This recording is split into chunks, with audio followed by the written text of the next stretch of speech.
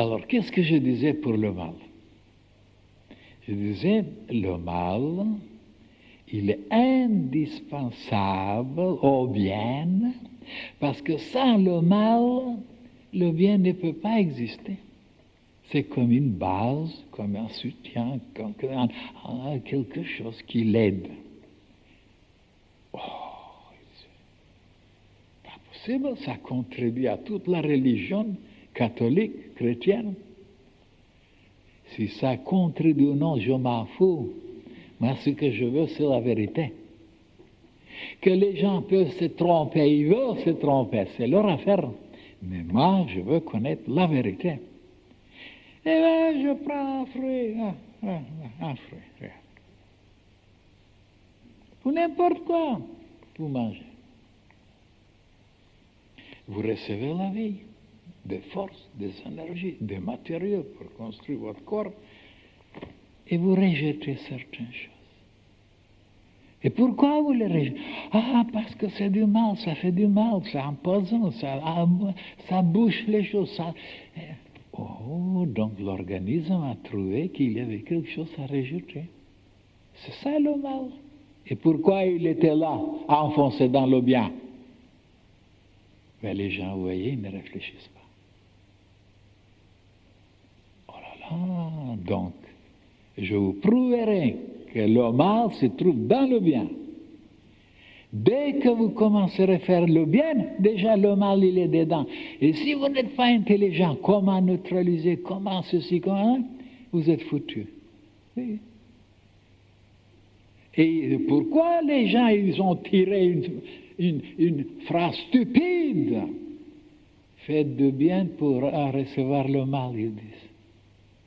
C'est pas vrai ça. C'est vrai en apparence. Allons-y maintenant plus loin. Alors, prenez maintenant dans le passé. Alors, pour les gens ordinaires, pour les gens faibles, primitifs, qu'est-ce que c'était le mal? Ben, tout ce qui pouvait les troubler, qui pouvait les déranger, qui pouvait les perturber, qui pouvait les foudrer, comme les tempêtes par exemple, et le vent, et les cascades, et les rivières, les inondations, et la foudre, et ainsi de suite, et les moustiques, et les serpents, tout ce qui pouvait les déranger, c'était le mal. Et il tâchait de vaincre, de se débarrasser, de tuer. Et c'est comme ça que ça continuait jusqu'à quand il y a des gens intelligents, ils sont apparus, ils tâchaient, au lieu de démolir, de détruire, de tuer, de saccager le mal, de l'utiliser. Parce qu'on ne pouvait pas se débarrasser ni des moustiques, ni des cobras, ni des cygnes, ni de la pluie, ni de la foudre, ni des tempêtes, ni des inondations, ni des tremblements de terre. Comment les utiliser? Et voilà comment le mal commence à servir les humains. Ils l'utilisent maintenant. Et même ils font l'électricité pour éclairer, pour chauffer, pour faire marcher leurs usines. Et après, je disais, voilà, le serpent, il a un venin. Si vous êtes piqué, mordu, vous êtes mort, c'est fini. Et comment ça se fait qu'il y a certains animaux, dites-moi, quel est cet animal? Hérisson, vous dites. Comme un hérisson. Ben, il résiste contre ce venin. Alors, et qu'est-ce que c'est le mal? Ah, le mal, c'est quelque chose, disons une matière, ou une force, une intelligence, quelque chose qui est tellement fort, tellement condensé, tellement puissant que l'être humain ne peut pas le digérer, ne peut pas le supporter, ne peut pas l'utiliser, alors il est mort. Il est empoisonné, il est écrasé. Mais supposez maintenant que l'homme devient fort, puissant, intelligent, il a des méthodes, des moyens, même intérieurement, pour neutraliser, pour utiliser. comme le hérisson, il résistera, alors le mal ne sera plus de mal. Et pourquoi le mal existe? Parce que nous sommes faibles, nous sommes chétifs, nous sommes stupides, nous sommes pas intelligents. C'est pourquoi le mal existe comme une force formidable. Et quand elle sera utile? Quand les humains deviendront très forts, très intelligents, et l'utiliseront. Et le mal sera à ce moment-là, oh là là, la plus grande possibilité, le plus grand moyen, le plus grand, pour faire des choses formidables, unies avec le mal. Parce que c'est dans le mal qu'il y a les plus grandes puissances qui sont cachées, qui sont entassées.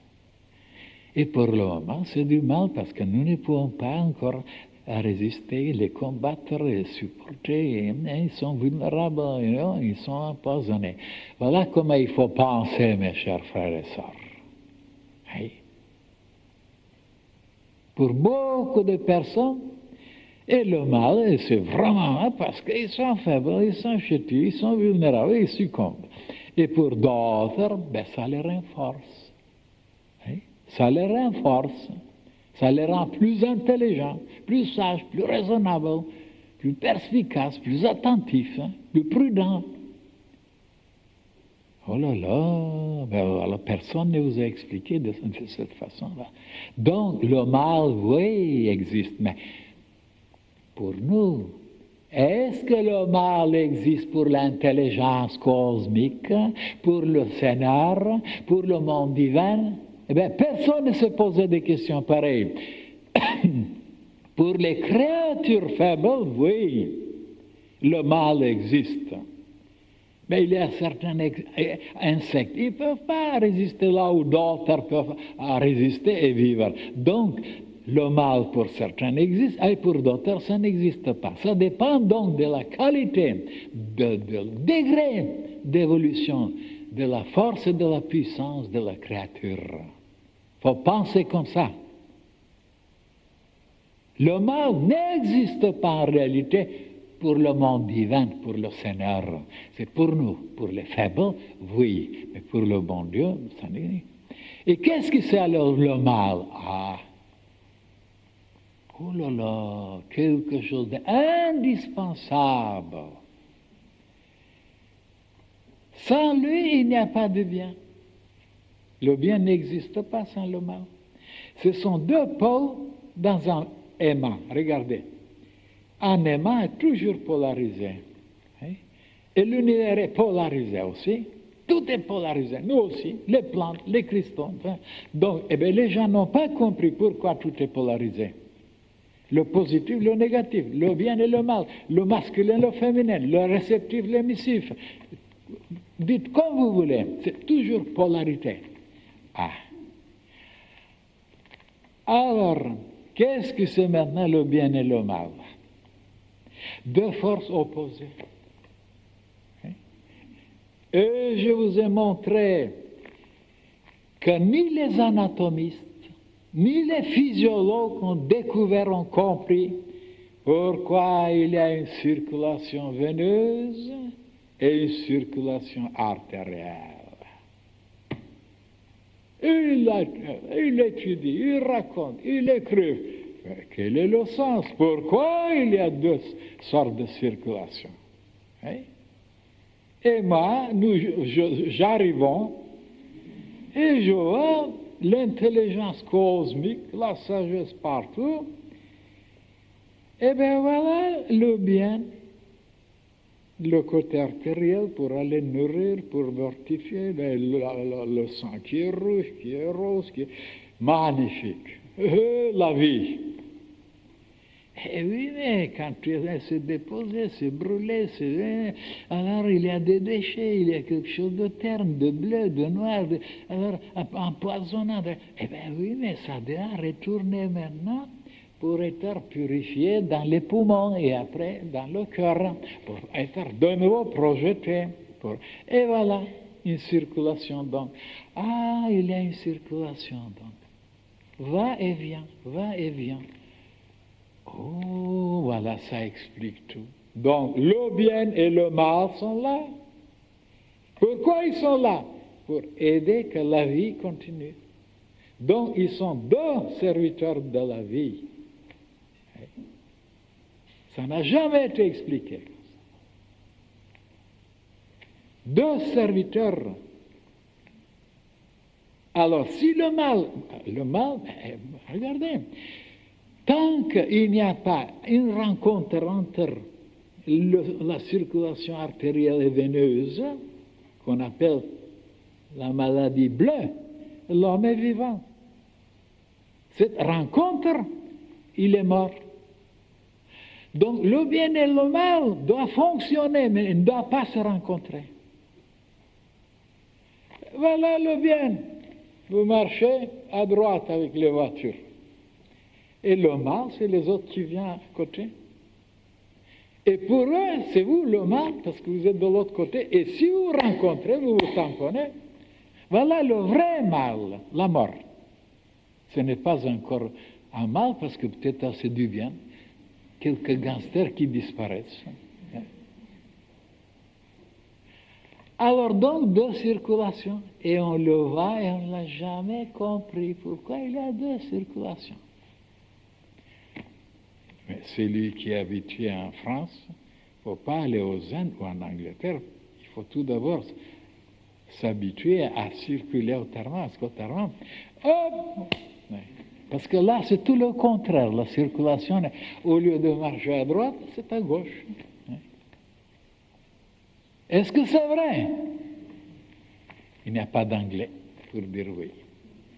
Mais ils vont venir et je leur poserai la question. Alors, mes chers frères et sœurs, donc la circulation explique beaucoup les choses.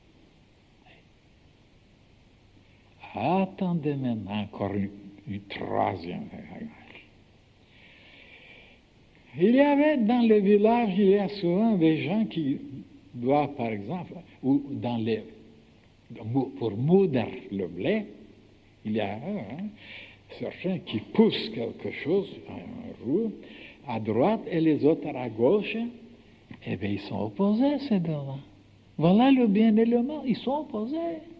Et oui, mais ils sont placés dans un cercle, et grâce à ça, à cette opposition, il arrive à moudre le blé ou tirer de l'eau.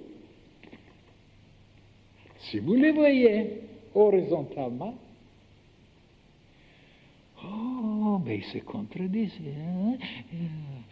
opposés. Mais si vous les voyez en haut, vous voyez qu'ils se suivent. Certes. Voilà le malheur des malheurs, que le monde entier a appris à voir les choses seulement horizontalement. Ça veut dire matériellement, physiquement, économiquement. Et ils se tromperont éternellement. Et les initiés ne regardent pas comme eux, ils regardent d'en haut, d'un point de vue solaire, et non terrestre. Et qu'est-ce qu'ils voient? C'est la Terre qui tourne, ce n'est pas le Soleil. Tandis que maintenant, tous pensent que c'est le Soleil qui tourne. Symboliquement parlant, parce qu'ils sont instruits maintenant dans les écoles, que c'est la Terre qui tourne. Alors, de changer le point de vue, c'est la chose la plus importante pour moi. J'ai payé des années, des souffrances, pour trouver ce point. Un point, c'est tout. Oui. Un point. J'ai seulement gagné un point. Mais ce point-là me permet de voir beaucoup de choses, de comprendre beaucoup de choses. Un point. Et personne ne cherche ce point-là. Oui. De l'argent, des maisons, des situations. Un petit peu. C'est pas où il est. Mais alors. Vous vous souvenez quand je vous disais un jour, comment ils sont les humains maintenant et comment moi je suis? Les humains sont des professeurs, c'est des savants, c'est des érudits. Le père qui est déjà Il y a 3 facultés, il écrit, il est là, au chouchol, et son enfant qui est 12 ans, il est monté sur un arbre. Et il dit à son père, papa, je vois que ma tante qui arrive avec mon oncle. Et le père qui pose des questions, et qu'est-ce qu'il apporte? Ah, il apporte ceci. Et il pose des questions, il ne voit rien. Et l'enfant qui est 12 ans, il n'a ni faculté, ni il voit. Et moi, c'est ça là, 12 ans. Je suis sur un point et je vois beaucoup de choses. Et tous les savants ne voient pas. D'ailleurs, je vous montrerai maintenant qui ne voit pas. Maintenant, ça c'est des préliminaires. Oui. Je vous prépare un peu. Prenons maintenant n'importe quoi. Ah, conclusion. Donc, le bien et le mal, ce sont 2 forces, 2 puissances nécessaires pour la vie. Comme tout est nécessaire, indispensable, même les souffrances, même les chagrins, même les tristesses, même les peines, sont nécessaires pour la vie, pour que la vie se perfectionne, que la vie s'épanouisse, ainsi de suite, ainsi de suite. La vie.